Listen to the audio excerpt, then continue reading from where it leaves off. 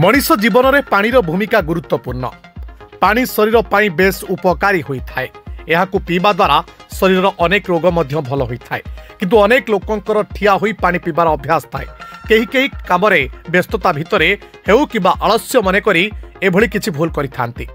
किंतु आपण जानिछंती कि ठिया हेबा समय हेउ कि चलिबा समय पानी पीवा द्वारा कौन क्षति होता है? यह स्वास्थ्य पर बहुत क्षतिकारक होता है। विशेषकर यह यकृत को प्रभावित करिथाय। सेथिपई छिड़ा हेबा समय पानी पीवा परिवर्ते बसिबा समय यह पीवा भल बोली कहुए।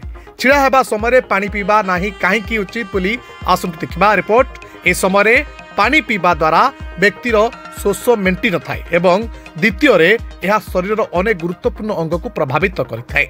जेतेबेले आमे ठिया हेबा समय पानी पीऊ यह आम पेट उपरे चाप पकाई थाए। तबे दर्शक बंधु, जल बिना जीवन परिकल्पना असंभव। मात्र खरा दिने शरीर अधिक जलर आवश्यकता करे। ग्रीष्म ऋतु प्रति 10 ରୁ 20 मिनिट्रे जड़े सुशीला अनुभव करिथाय, कारण प्रचंड खरा जो देहर जलीय अंश कमी जाए। किंतु आपण जानते कि पानी पीवा मध्य एक शैली अच्छी। जदि आपण भूल उपाय पानी पियंती तेरे पानी पीबार उपकारिता ठारू अपकारिता अधिक रहबो। किछि लोक अछंती ठिया होई पानी पीवा पसंद करिथांती, किंतु यह शरीर उपरे कुप्रभाव पकाई थाए। एक्सपर्ट को कहवा अनुसार ठिया होई पानी पीवा द्वारा किडनी समस्या होता है। तबे छिड़ा होइथिबा समय पानी पीवा द्वारा किडनी रोग हेबार आशंका बढ़ी थाए। से भली विशेषज्ञ अनुसार छिड़ा होई पानी पीवा द्वारा शरीर में अनेक प्रकार क्षति होता है। मुख्यतः यह मध्य गंठी को क्षति पहुंचाए।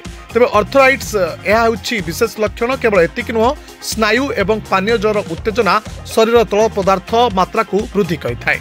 जदि आपण फुसफुस रोग पीड़ित अच्छा तेरे ठिया होई पानी पीवा ठारू दूरे रुहतु, कारण ठिया होई पानी पीवा द्वारा शरीर में अम्लजान मात्रा कम होता है। ठीक सेहीपरि ठिया होई पानी पीवा द्वारा खाद्य ठीक भाव हजम होई न थाए, कारण जतबे आमे ठिया होई पानी पी थाउ सेते पानी अति क्षिप्र बेगरे पेट भीतर को जाई थाए एवं तली पेट उपर यार खराब प्रभाव पड़ी थाए।